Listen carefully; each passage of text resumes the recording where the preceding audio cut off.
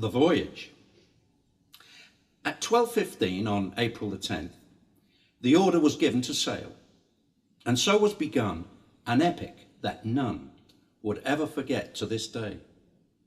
To a chorus of seagulls, whistles and bells, wild cheering and shouts of goodbye, the great engines turned and the still waters churned as Titanic set off on the tide.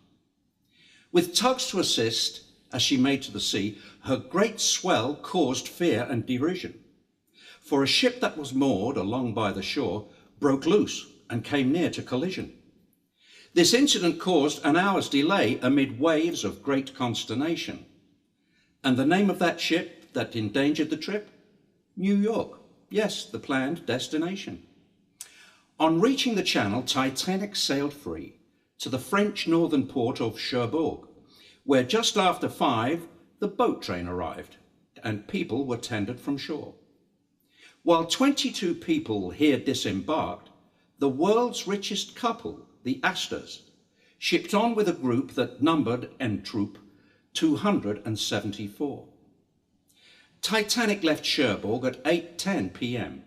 for a new destination, northwest, to Queenstown in Cork, the South Irish port, on her way running final sea tests. On April 11, just before noon, Titanic dropped anchor and waited, while tenders now brought more folks out from Cork, while those on the ship got acquainted. And here it would seem, perchance through a dream, a stoker, a young Irishman, John Coffey, jumped ship to forfeit his trip and all that befell that command. So while 7 people and mail went ashore, 120 shipped on, making 1,319 passengers desirous to sail and be gone. With all now on board at 1:30 p.m, Titanic set sail once again, on a westerly course, a great tour de force to endorse her imperious name. Titanic was travelling at 22 knots, and simply maintained could surpass the very best time for the creme of that line, the Olympic, whose name topped the class. So fueled with ambition in perfect conditions, her engines relentlessly turned, some 1,500 miles from Old England, with seemingly not one concern. The mood on the ship was exuberant, with bonhomie friends old and new, mingling in bars the tycoons and stars of finance and Broadway reviews. While many just talked or promenade walked, some mindful of business worked tireless, sending off notes for stock market quotes on Marconi's invention, the wireless. For with this device, Morse code could be sent, great distances, yes, in a trice. And wireless officers, Phillips and Bride, worked shifts on it, both day and night. April the 12th and 13th reports, ships' messages came and were read, sounding grim warnings of temperatures falling and dangerous ice fields ahead. Though now freezing cold, the ocean lay calm, like a mill pond on Midsummer's Day. So seeing no threat, the order stood set, maintain the ship's speed all the way.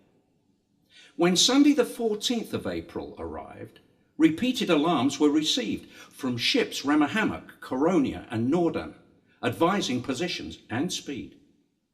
Also the Baltic, then the America, sent warnings picked up by Bride, confirming a dangerous ice field ahead, some 60 by 15 miles wide.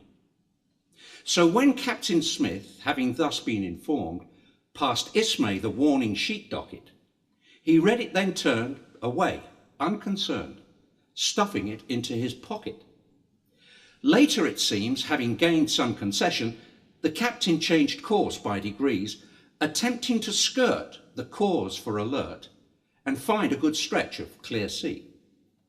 But this, as we know, had little effect, for less than just 2 hours later, messages came from a ship with the name Californian with warnings and data.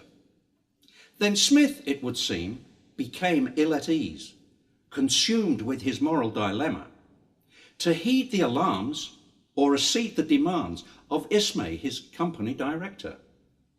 The proof of this statement surely must be when retrieving from Ismay those warnings, he displayed them to all on the bridge notice board in case of disaster befalling.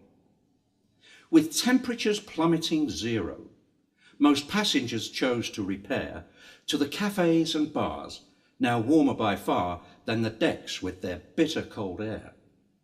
The captain that evening, with all such in mind, following dinner with guests, before his retiring gave orders requiring, if need be, to wake him from rest. Then Officer Lightoller gave the command for lookouts to be on alert, for icebergs that might appear in the night, to then give alarm to divert. 9:40 p.m, and yet once again, a ship called Masaba close by signalled that pack ice and bergs lay ahead with location, details and size. But as witness statements later revealed, these warnings were thought of as nuisance, especially as Bruce Ismay influenced all with his fast crossing quest still pursuant.